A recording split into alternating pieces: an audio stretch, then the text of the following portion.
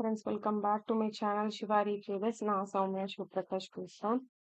இன்னைக்கு Friday, last day of the week. இன்னைக்கு live trade பார்த்தீங்கன்னா நம்ம எடுத்திருந்தோம். ஸோ அந்த வீடியோவை ரெக்கார்ட் பண்ணியிருந்தேன்.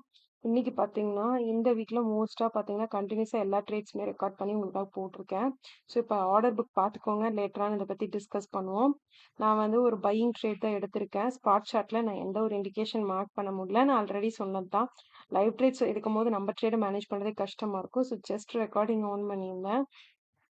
ஆர்டர் புக்கில் பார்த்துருப்பீங்க, 49,400 பிஇ வந்து 627 ருபீஸ் என்ட்ரி கொடுத்தேன். ஸ்டாப் லாஸ் பாருங்கள் 657, ஆல்மோஸ்ட் 30 பாயிண்ட்ஸ் மேலே வச்சுருக்கேன். பாருங்க மேலே 30-20 காட்டுது உங்ககிட்ட.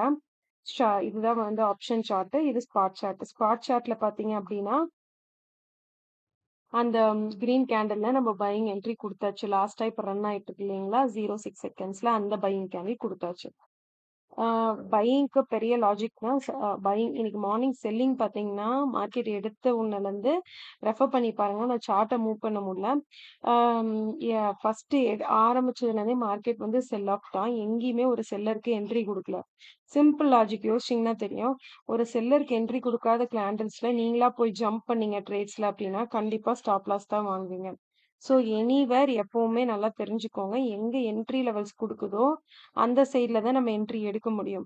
மார்னிங் செல்லிங் பார்த்தீங்கன்னா ஒன் சைடட் செல்லிங், மேபி அது வந்து ப்ராஃபிட் புக்கிங்காக இருக்கலாம், இல்லை இன்ஸ்டிடியூஷனல் பையர்ஸஸ், டொமஸ்டிக் இல்லை ஃபாரினர்ஸ் யார் வேணால் பொசிஷன் மாற்றிருக்கலாம், இல்லை நியூவாக கொண்டு வந்திருக்கலாம். ஸோ அந்த ட்ரேட்ஸில் நம்ம என்ட்ரு ஆகிறது கஷ்டம். பட் நிறைய பேர் என்ன பண்ணுறாங்க, வாய்ஸ் ட்ரேடராக இருக்கவங்க பெரிய பெரிய ரெட் கேண்டில் பார்த்துட்டு மார்க்கெட் எப்பவுமே செல்லிங் போகும்னு நினச்சி செல் பண்ணுறது, இல்லைன்னா நடுவில் போயிட்டு இருக்க செல்லிங் கேண்டில்ஸில் போய் குதிக்கிறது. அதே தான் பையிங்க்கும் இருந்தாலும் சரி. அப்படி எப்பவுமே பண்ணாதீங்க, பொறுமையாக இருங்க. After long period of wait, எவ்வளோ தூரம் நீங்கள் வெயிட் பண்ணி உங்கள் ஜோன் வர வரைக்கும் வெயிட் பண்ணி மார்க் பண்ணி, அது நீங்கள் ப்ரைஸ் ஆக்ஷனில் பண்ணுறீங்களோ, பேட்டர்ன்ஸில் பண்ணுறீங்களோ, கேண்டில்ஸ்டிக்கில் பண்ணுறீங்களோ, இல்லை எனி இண்டிகேட்டர் யூஸ் பண்ணி பண்ணுறீங்களோ, நான் வந்து pure price action and candlestick based trader தாங்க. எந்த இண்டிகேட்டர்லாம் நாங்கள் யூஸ் பண்ணவே இல்லை.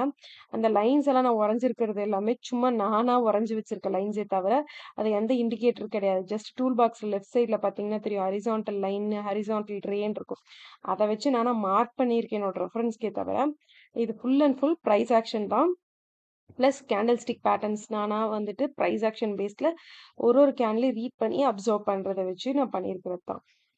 ஸோ இப்போ லாஜிக்கில் ஃபர்ஸ்ட் பாயிண்ட் நான் சொன்னது அதுதான். செல்லிங் பாருங்கள் ஒன் சைடடாக மூவ் ஆனதுனால நமக்கு எங்கேயுமே என்ட்ரி கிடைக்கல. ஸோ நான் வெயிட் பண்ணுறேன். பையிங் நமக்கு ப்ராப்பரான ஒரு இடம் வந்ததுக்கப்புறம் பையிங் வந்து என்ட்ரி கொடுக்குறோம்.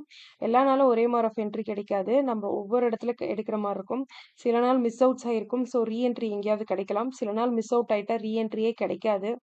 சில நாள் வந்துட்டு ட்ரேட்ஸே கிடைக்கவே கிடைக்காது. சில நாள் 2-3 ட்ரேட்ஸ் கிடைக்கும். ஸோ ஒவ்வொரு நாளுமே யூனிக் தான் மார்க்கெட்டில். ஸோ இப்போ நான் பேசிகிட்டு இருக்கும்போதே பார்த்தா தெரியும் உங்களுக்கு, நம்மளோட 575 வரைக்கும் வந்துட்டு நம்மளோட டார்கெட்ஸ் போயிட்டுருக்கு. ஸோ பார்க்கலாம். நான் வந்து ஆல்மோஸ்ட் இன்னைக்கு ஒரு 90 பாயிண்ட்ஸ் அந்த மாதிரி புக் பண்ணலான்னு இருக்கேன். எப்படி போகுதுன்னு பார்க்கலாம். உங்களுக்கு பார்த்தீங்கன்னா தெரியும், ஃபுல் வீடியோ பார்த்தீங்கன்னா 20 மினிட்ஸ் 30 மினிட்ஸ் போகுது. அவ்வளோ பெரிய வீடியோ போட்டால் அது எப்படி வந்துட்டு நீங்கள் பார்ப்பீங்கன்னு தெரியல. ஸோ அதனால தான் இது போட்டிருக்கேன். நான் லாஸ்ட் மந்த் சொல்லியிருந்தேன் நான் கண்டிப்பாக வந்துட்டு லாஸ்ட் 2 மந்த்ஸ் முன்னாடியே சொல்லியிருந்தேன் லைவ் கண்டினியூஸாக பண்ணுறேன் அப்படின்னு சொல்லிட்டு. So irrespective of setup changes ஆயிருந்தா கூட நான் லைவ்ல வந்துட்டு ஃபார்வர்ட் டெஸ்டிங்கில் இருக்க almost I'm done with my forward testing சொல்லலாம்.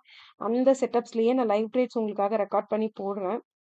இது எதுக்கு அப்படின்னா, ட்ரேடிங்கை புதுசாக வரவங்க ட்ரேடிங்கில் எவ்வளோ எவ்வளோ ரிஸ்க் இருக்குன்னு தெரிஞ்சுக்கணும். ட்ரேடிங் இஸ் நாட் தட் சிம்பிள்னு தெரிஞ்சுக்கணும். But trading is not that difficult. Calls and tips அதெல்லாம் இங்கே ஒர்க் ஆகாது அப்படிங்கிறதையும் நீங்கள் தெரிஞ்சுக்கணும். அதுக்காக தான் நான் வந்து இதெல்லாம் போடுறேன்.